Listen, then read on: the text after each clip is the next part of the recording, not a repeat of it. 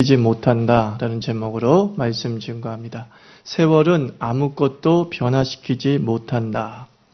삼손은 역대 이스라엘 최고의 영웅이었습니다. 힘이 장사이면서 싸움의 기술도 탁월하여 혼자 수백 명을 상대하는 역발산이었습니다. 또 삼손은 머리도 비상해서 수수께끼를 만들어 사람을 희롱할 정도로 스마트했습니다. 하지만 삼손은 많은 장점에도 불구하고 하나의 약점이 그를 무너뜨렸습니다. 여자를 좋아하는 호색기지라는 약점이 결국 강점을 덮어버렸습니다. 삼손에게는 하나의 약점이었지만 실상은 그것은 결정적 약점이 돼버리고 맙니다. 단점 없는 사람 없습니다. 약점 없는 사람 없습니다. 약점은 저주가 아니라 은혜가 될 수 있습니다. 하나님은 약점을 통해 하나님을 바라보게 합니다. 바울에게는 육체의 가시라는 약점이 있었습니다. 그러나 그 약점 때문에 하나님을 더 사모했습니다. 그래서 내가 약할 때 하나님은 강하시다라는 임재하심을 체험하게 됩니다. 이렇게 하나님은 약점이 하나님을 향한 신앙의 도약대로 삼으십니다.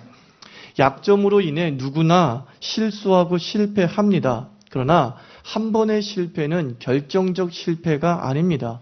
도리어 나를 돌아보고 하나님을 의지하는 디딤돌이 될 수 있습니다. 하지만 안타깝게도 삼손은 약점으로 인한 실패의 쓴 잔을 맛보게 됩니다. 블레셋 여인이 자기를 버리고 딴 남자에게 시집갔습니다.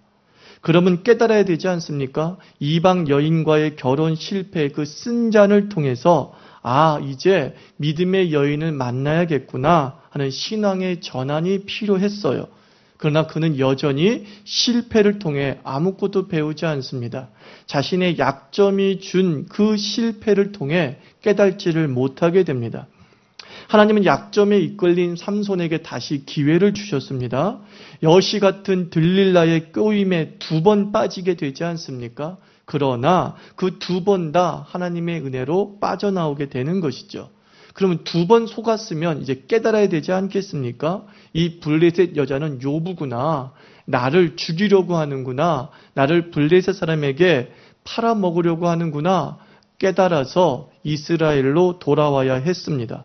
그런데 삼손은 어떻습니까? 갈 때까지 간다는 겁니다.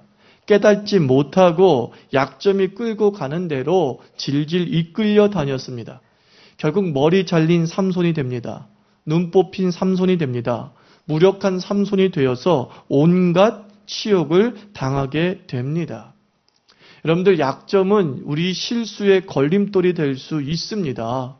약점 때문에 우리가 넘어지는 것 사실입니다. 성격적 약점, 지력의 약점, 환경의 약점 때문에 우리가 실패의 쓴 잔도 맛볼 수 있습니다.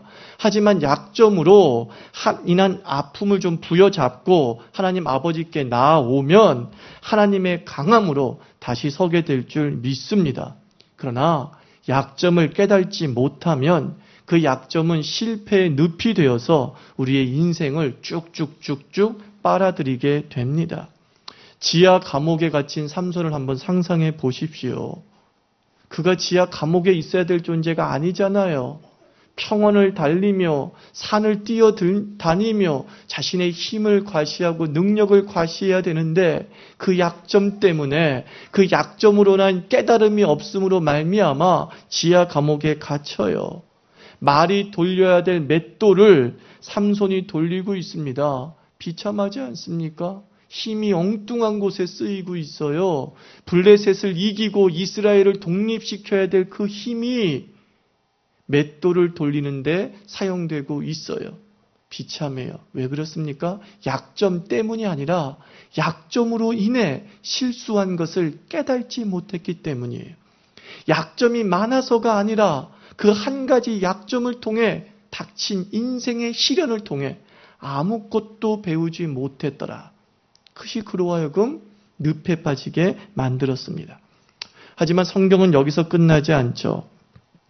삼손을 조롱하기 위해서 블레셋 사람 수천 명이 다곤 신당에 모였다라고 말합니다. 다곤은 블레셋의 주신이에요. 주신. 그들이 섬기는 우상입니다. 그리고 다곤 신당 두 기둥 사이에 놓인 삼손이 이제 기도합니다. 28절을 보니까 삼손이 여호와께 부르짖어 이르되 주 여호와여 구하옵나니 나를 생각하옵소서. 하나님이여 구하옵나니 이번만 나를 강하게 하사 나의 두 눈을 뺀 블레셋 사람에게 원수를 단번에 갚게 하옵소서라고 기도합니다. 그리고 나서 하나님께서 힘을 주셨습니다. 그래서 그 자리에서 기둥을 딱 잡습니다. 기둥을 이렇게 움켜잡았다고 얘기합니다. 어떤 영화를 보니까는 쇠사슬에 묶여져 있고 기둥 사이에 묶여진 쇠사슬이 나옵니다. 그래서 그 기둥을 막 그 쇠사슬을 당기니까 기둥이 무너졌습니다. 성경의 그림은 그렇게 얘기하지 않죠. 두 기둥 사이에 삼손이 서 있고 한 손과 또 한 손으로 기둥을 이렇게 움켜잡았다라고 말합니다. 그러니까 기둥이 굉장히 가까이 서 있었던 거죠. 그래서 그 기둥을 움켜잡고 아마 당겼던 것 같아요. 그러니까 어떻습니까? 기둥이 우르르 무너지면서 그곳에 모인 수천 명이 죽었다라고 성경은 말하고 있습니다. 그래서 그 역사에 대해서 성경 30절은 이렇게 평가하죠. 삼손이 이르되 블레셋 사람과 함께 죽기를 원하노라 하고 힘을 다하여 몸을 굽히매 그 집이 곧 무너져 그 안에 있는 모든 방백들과 온 백성에게 덮이니 삼손이 죽을 때에 죽인 자가 살았을 때에 죽인 자보다 더욱 많았다라고 말합니다.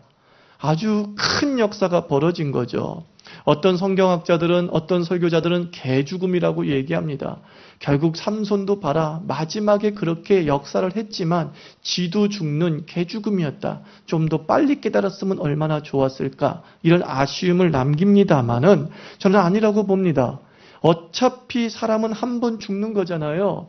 삼손은 저는 멋지게 싸우다 전사했다. 저는 이렇게 평가하고 싶어요. 삼손이 그동안은 아주 개판으로 싸웠어요. 근데 이 마지막만큼은 정말 멋지게 싸웠어요. 그리고 장렬하게 전사했다. 이렇게 해석하고 싶습니다. 다시 원론으로 돌아가서 대체 삼손의 힘이 어디에서 비롯되었습니까? 삼손은 머리가 잘렸습니다. 그래서 힘이 사라졌습니다. 두 눈이 뽑혔습니다. 그런데 다시 힘이 어떻게 샘솟았습니까? 22절에서 그 단초를 주고 있는데 22절을 읽어보면 그의 머리털이 밀린 후에 다시 자라기 시작했다라고 말합니다. 결국 이렇게 해석할 수 있겠죠. 머리털이 자랐기 때문이다. 우리는 지난주에 분명히 배웠습니다. 머리털에 힘이 있던 것은 아니다. 라는 것을 우리가 분명히 배웠습니다. 근데 오늘 22절은 마치 진짜 머리털에 힘이 있는 것처럼 묘사해 주고 있어요. 머리털이 점점 자라매 라고 말하고 있습니다. 그러면 시간이 지나면 머리털은 응당 자라게 됩니다. 그렇다고 한다면 어떤 꼴이 됩니까? 힘이 저절로 생겼다. 이런 꼴이 되는 것입니다. 하나님이 삼손에게 힘을 주었다가 되는 것이 아니라 머리털이 점점 자라니까 힘이 생겼다. 그러면 삼손은 저절로 힘이 생긴 꼴이 되는 거예요. 그래서 이 22절을 우리가 은유적으로 해석해야 되는 겁니다. 시간이 해결한 것이 아니라 시간 속에 역사하신 하나님의 은혜를 봐야 된다는 것입니다. 시간 속에 역사하신 하나님. 우리 인생 속에서 저절로 시간이 흐르면 해결되는 것은 아무것도 없습니다. 그 시간 속에 역사하신 하나님이 계시기 때문에 해결된 것인 줄 믿습니다. 매우 중요한 신앙적 시각이라고요. 종종 말합니다. 세월이 약이겠지요. 그죠? 종종 말하잖아요. 세월이 약이겠지요. 힘들고 어려울 때 시간이 다 해결해 줄 거라고 말합니다. 자신이 겪어보니까 시간이 아픔과 슬픔과 고통 등이 세월에 무디어져 가더라는 것이죠. 세월만큼 강력한 약은 없다라고 말합니다. 성도들은 알게 모르게 시간이 모든 문제의 해결점이라고 하는 우상에 빠져 있어요. 세월이 모든 문제의 해결점이라는 신앙의 왜곡에 빠져 있습니다. 어떤 성도는 얘기합니다. 시간이 흐르면 지혜로워질 것이라고 생각을 합니다. 더 배우면, 더 인생을 경험하면 세월이 지혜의 칼날을 날카롭게 해준다라고 생각합니다. 그래서 얘기합니다. 너도 나이 들면 다 이해해. 네가 아직 어려서 모르는 거야 라고 말합니다. 너가 좀 더 나이 들면 이 깊은 의미를 알 수 있어 라고 말합니다. 그러나 저는 나이가 들어도 철부지 같은 사람 너무나 많이 봤습니다. 40년이 그의 시간 속에 주어졌어요. 60년이 그의 시간 속에 주어졌어요. 그런데 세월이 그들의 무지를 고쳐주지 못하더라고요. 그는 여전히 무지합니다. 그는 여전히 인생이 어떻게 돌아가는지 깨달지를 못하더라고요. 세월이 지혜를 주었는가? 그렇지 않더라는 것입니다. 어떤 사람은 얘기합니다. 시간이 흐르면 성화되고 거룩해질 것이라고 생각합니다. 아이고, 저 사람도요, 그냥 교회 오래 다니다 보면은 괜찮아질 거예요 라고 말합니다. 그리스도인답지 못한 이들을 보면서 계속 교회 다니다 보면 변화될 거라고 우리는 기대합니다. 하지만 죽을 때까지 사기치고 죽을 때까지 위선을 일삼는 그리스도인이 얼마나 많은지요. 교회를 40년 다녔는데 변화되지 않은 사람 참 많이 봤잖아요. 그게 나잖아요. 내가 지금 50년 다녔는데 변화될 줄 알았는데 50년만큼 나는 더 후퇴하고 있지 않았습니까? 세월이 거룩하게 해준다고요. 교회 오래 다니다 보면은 거룩해진다고요. 교회 오래 다니다 보면 깨달음을 얻을 거라고요. 천만의 만만의 콩떡이라고 얘기합니다. 그죠? 어떤 사람은 또 얘기합니다. 시간이 지나면 상처도 아물 거라고 위로를 합니다. 우리 주변에서 죽을 때까지 이 마음의 상처를 털어내지 못한 이들을 종종 봅니다. 10년이 넘은 일인데도 마치 지금 벌어진 일인 양, 그죠? 내 마음속에 선명히 박혀 나를 힘들게 하는 아픔들이 있습니다. 그때 얘기합니다. 세월이 흐르는 게 약이야. 세월 속의 상처는 다 잊혀져.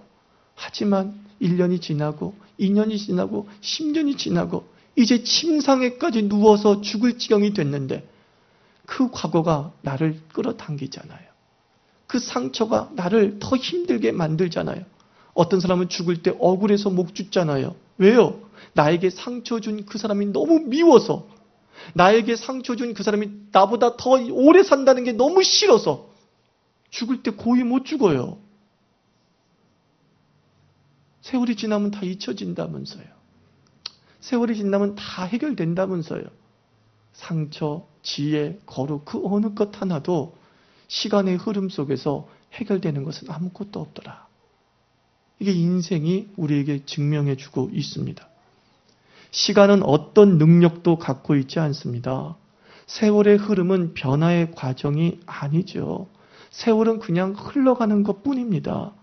시간이 흘러 머리카락이 자라 다시 삼손에게 힘이 생겼다고 하는 이야기는 허구예요.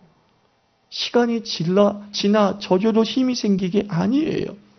성경을 보면 물이 변하여 포도주가 된 역사가 기록되어져 있습니다.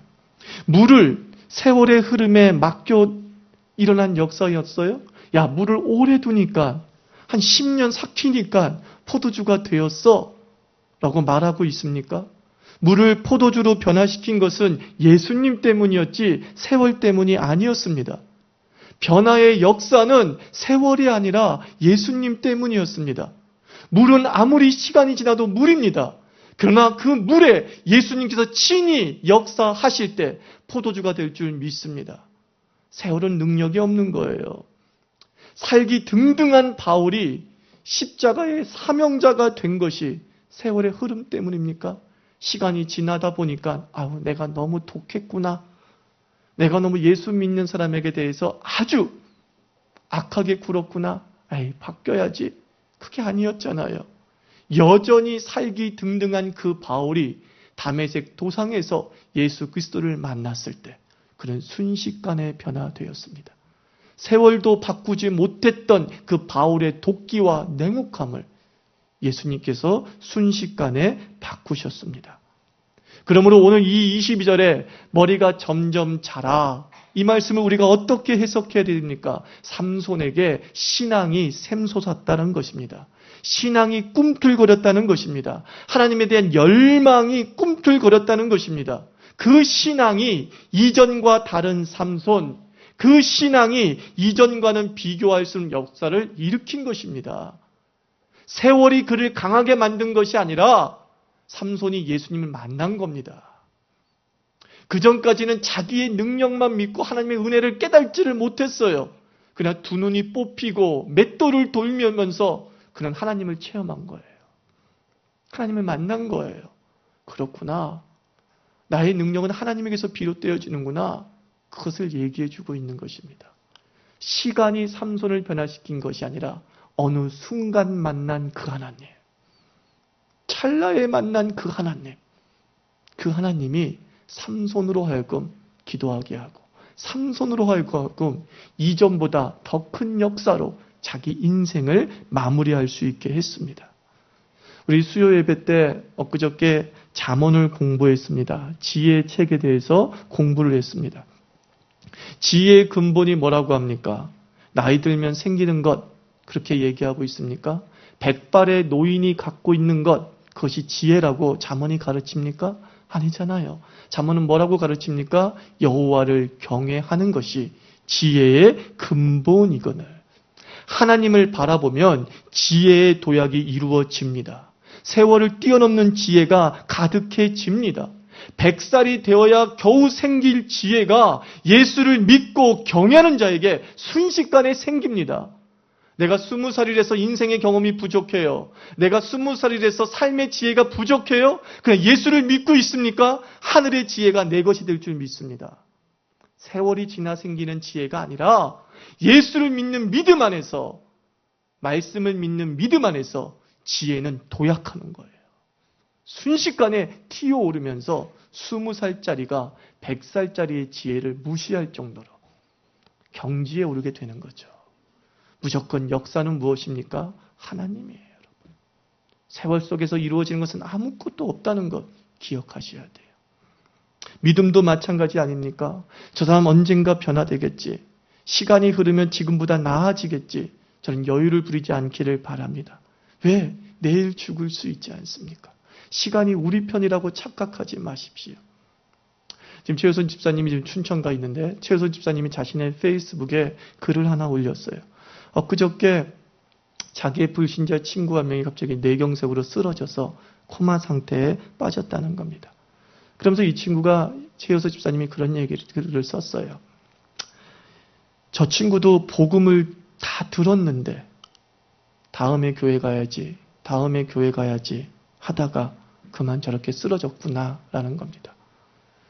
나에겐 다음이 없는데 마치 우리에게 많은 시간이 주어지냐, 그 시간 속에서 얼마든지 믿음을 선택할 수 있느냐 착각하고 있구나. 그러면서 얘기합니다.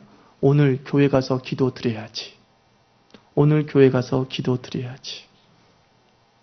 사랑하는 성도 여러분, 지금 예수 만나기를 축원합니다. 나에겐 예수 만날 시간이 참 많아 라고 착각하지 마십시오. 그 세월이 내 편이 되어줄 것이라고 착각하지 마십시오. 우리는 어떤 모습으로 쓰러질지 모른다는 겁니다. 주님은 그저 우리에게 지금 은혜 받을 때요, 지금 구원의 날이로다라고 말씀하십니다. 지금 이 순간 예수를 만나면 우리 안에서 급진적인 믿음의 변혁이 일어날 줄 믿습니다. 그 믿음은 서서히 생기는 것이 아니라 갑자기 생기는 거예요. 복음서를 읽어보세요. 예수 만난 사람이 30년, 40년 뒤에 예수를 믿게 된 사람은 없어요. 그 순간 예수 믿어요. 그 순간 예수를 영접해요. 그리고 그의 인생의 방향이 완전히 바뀌게 되는 것입니다. 구원은 서서히 이루어지지 않습니다. 갑자기 이루어진 것도 아니잖아요. 갑자기 이루어진 것이잖아요. 십자가상에서 갑자기 구원이 완성이 되잖아요. 그리고 갑자기 한쪽 편 강도가 예수 영접해서 구원받고 천국 가잖아요. 믿음은 그렇게 생기는 것이지요. 그러므로 우리의 자녀를 위해, 우리의 이웃을 위해서 기도할 때 하나님 언젠가 믿게 해주세요라고 기도하지 마십시오. 예수님이 살아계심이 분명하고 예수님이 하나님이심이 분명하면 내 자녀를, 내 이웃을 지금 변화시켜 주시옵소서. 그렇게 될 줄 믿습니다. 하나님은 이 순간에 역사하실 것입니다. 상처로 힘들어하는 이들에게 저는 세월로 위로하지 않기를 바랍니다. 예수님은 말씀합니다. 수고하고 무거운 짐진 자들아 다 내게로 오라. 내가 너희를 쉬게 하리라. 세상이 줄 수 없는 평안을 내가 너에게 주겠다라고 말합니다. 예수님의 안으심을 체험하면 지금 이 순간 치유될 줄 믿습니다. 예수님께서 나의 품으심의 임재를 체험하면 지금 이 순간 나의 상처는 scar is star라고 하지 않습니까? 내 상처는 별이 될 것입니다. 하나님께 영광을 돌리는 통로가 될 줄 믿습니다. 예수님은 그의 자녀들이 오래 아파함을 원치 않으십니다. 예수님은 그러신 분 같아요. 주님, 주여 주님 부르실 때 치유되신 주님께서 기다려봐. 세월이 너를 낫게 할 거야. 네 병은 10년 뒤에 나을 병이야. 예수님은 그런 분이 아니시더라고요. 예수님은 서서히 치료하시는 분이 아니라 지금 치료하시는 분이십니다. 우리의 상처를 서서히 무뎌지게 하시는 것이 아니라 순간 그 상처에 아파하지 않게 하십니다. 그게 예수님의 치유법이더라고요. 그러므로 여러분들 사람에게 위로받고 사람에게 격려받는 건 아무 의미가 없어요. 예수 만나기를 축원합니다. 그래서 이 순간 일어서십시오. 예수님의 치유를 묵상하면서 한마디로 저는 이렇게 정의했어요. 예수님의 치유는 어떤 치유냐? 벌떡의 치유더라고요. 벌떡, 그죠? 예수님의 치유는 서서히 된 적이 없다고 말씀드렸죠. 죽은 자가 서서히 숨이 들어오고 화색이 돌고 그리고 뼈마디가 연결되어지면서 1분, 2분, 3분, 4분 지나더니 드디어 살아났다? 기억이 없습니다. 나사로도 나오라! 벌떡 나왔어요. 죽은 자가 벌떡 살아났습니다. 병든 자가 벌떡 침상을 들고 일어났습니다. 벌떡이에요, 벌떡. 이 인생에 벌떡의 역사가 있기를 축원합니다. 병든 자 벌떡, 사업에 실패한 자 벌떡, 관계에 실패한 자 벌떡. 누구를 만나면? 예수를 만나면. 예수님은 우리에게 세월을 맡기시지 않아요. 우리에게 세월 속에 지루하게 견디라고 하지 않아요. 우리 예수님은 예수를 찾는 자에게 벌떡이에요. 벌떡. 얼마나 좋은지요. 벌떡, 벌떡. 그러므로 예수 안에 사는 자에게 특권이 있어요. 그게 뭔지 아십니까? 첫째로 예수 안에 사는 자는 세월을 즐깁니다. 세월을 기대하는 게 아니라 세월을 즐겨요. 사무엘하 3장 1절 말씀 보면 사울의 집과 다윗의 집 사이에 전쟁이 오래매 다윗은 점점 강하여 가고 사울의 집은 점점 약하여 가니라. 다윗의 집은 어떻대요? 시간이 흐를수록 점점 강하여졌대요. 이게 하나님의 자녀의 특징입니다. 세월이 무섭지 않습니다. 여자는 30살만 넘으면 나이 묻는 게 무리라면서요. 교회조차도 권사님께 연세를 묻으면 60이라고 왜 말 못해요? 말을 안 해요. 60인데도. 얼굴이 60이라고 쓰여져 있는데 60이라고 죽어도 얘기를 안 해요. 왜 그래요? 나이를 잊고 싶은 거겠죠. 왜? 자신이 없는 거예요. 자신이 없는 거. 인생에 후회가 많은 거죠. 아유, 60대도록 이렇게 살고 있냐? 이 얘기 듣는 게 무서운 거죠. 그러니까 나이를 얘기하지 않는 것 같기도 합니다. 저는 청년의 때가 그렇게 그립지 않습니다. 왜냐하면 기대 때문에 그래요. 정말요, 여러분들. 저는 청년의 때가 그립지 않습니다. 청년의 때가 재밌었냐고 물어보면 재밌었다고 말할 겁니다. 하지만 청년의 때로 돌아갈 거니? 라고 한다면 돌아가고 싶지 않습니다. 어떻게 내가 천국에 이렇게 가까이 왔는데 다시 또 천국과 멀어지는 20살로 가라고요? 조금만 더 살면 죽어서 천국 가는데 내가 천국과 더 멀어진 20대로 돌아가라고요? 진심이에요? 정말 진심이에요? 그렇지 않아요. 재미 때문에 그 20대로 돌아가고 싶지는 않습니다. 또 하나 뭔지 아십니까? 지금까지 준 은혜도 대단한데 내가 지금까지 누린 하나님의 은혜도 너무 대단한데 앞으로 누릴 은혜는 어떨까 기대되어져요. 내가 지금 6살인데 47살이 됐을 땐 어떨까 기대되는 거예요. 여러분 흥분되지 않습니까? 70이 흥분되지 않아요? 80이 흥분되지 않아요? 목사님 억지 부리지 마세요. 억지가 아니잖아요. 지금까지 은혜를 주신 하나님이 여러분 삶에 더 큰 은혜를 줄 것을 믿습니다. 믿는다고 한다면 우리는 세월의 흐름을 기대하는 거예요. 즐길 수밖에 없는 것입니다. 이것은 마치 소풍을 앞두고 내일이 빨리 오기를 기다리는 그런 아이의 마음과 같다라고 생각합니다. 아이는 내일이 빨리 오기를 바라요. 왜요? 내일은 소풍이 있기 때문에. 내일은 더 좋은 것이 우리에게 기다리고 있기 때문에 이 지긋지긋한 엄마 품에서 탈출해서 자연을 만끽하며 김밥을 먹는 소풍의 날이 기다리고 있기 때문에 내일이 빨리 오기를 바랍니다. 이게 크리스찬의 마음이라고 생각합니다. 내일은 더 큰 은혜가 우리를 기다리고 있기 때문에, 내일은 더 큰 예수 그리스도의 위로와 역사가 기다리고 있기 때문에 우리는 세월을 즐기는 거죠. 위대한 예술가 미켈란젤로에게 물었습니다. 선생님, 당신 작품 중에 최고의 작품은 무엇입니까? 그때 미켈란젤로가 얘기합니다. 다비드상? 아니에요. 천지창조? 아니에요. 나의 최고의 작품은 다음에 만들 작품입니다. 멋지지 않습니까? 당신 인생의 최고의 날은 언제입니까? 라고 물어보면 언제라고 말할 겁니까? 내일이요. 내일이요. 그죠? 오늘도 아니에요. 내일이요. 어제도 아니에요. 내일이요. 왜? 우린 예수 안에 살고 있기 때문입니다. 세월을 뛰어넘으신 그 예수님, 시간 속에서 역사하시는 예수님, 그 예수 안에 있는 존재이기 때문에 우리 최고의 인생의 날은 내일이 될 줄 믿습니다. 그리고 또 우리가 예수 안에 있다는 것은 세월을 즐길 뿐만 아니라 세월을 이깁니다. 세월을 어떻게 한다고요? 우리는 이깁니다. 세월은 무디게 한다고 생각합니다. 그죠? 근데 그 세월이 실제로 무디게 하는 것이 있습니다.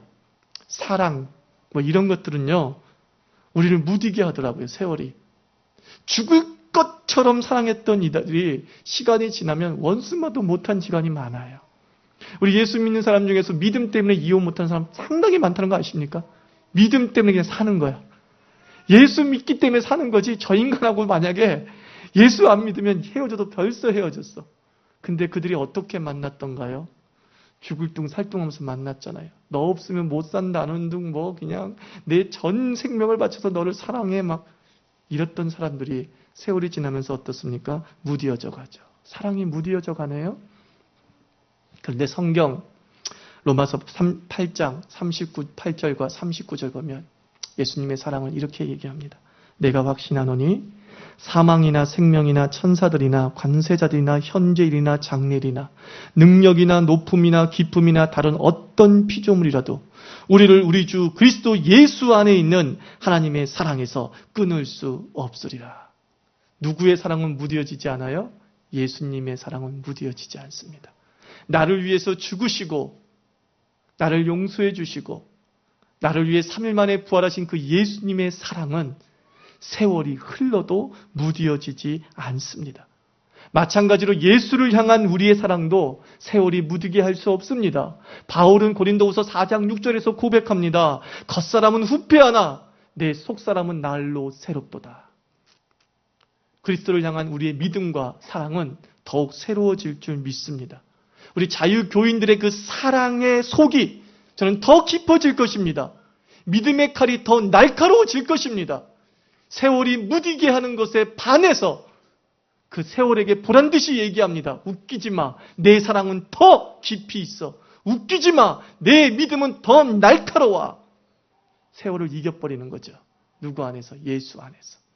예수 안에서. 그것이 우리 그리스도인의 특징이라고요. 사랑하는 성도 여러분, 말씀을 맺습니다. 세월은 능력이 없어요. 오직 예수 그리스도가 능력이십니다. 세월은 아무것도 변화시키지 못합니다. 오직 우리 예수님만이 우리를 지혜롭게 하고 거룩하게 하고 우리를 강력하게 변화시킬 줄 믿습니다. 그러므로 세월을 두려워하지 마십시오. 세월이 흐를수록 더 새로운 은혜가 저와 여러분의 삶에 충만해질 것입니다. 기도합시다. 하나님 아버지, 우리 세월에 맡기는 그런 포기의 인생 되지 않게 해주시옵소서. 언젠간 좋아지겠지가 아니라 예수님 만나서 지금 좋아지게 해 주시옵소서.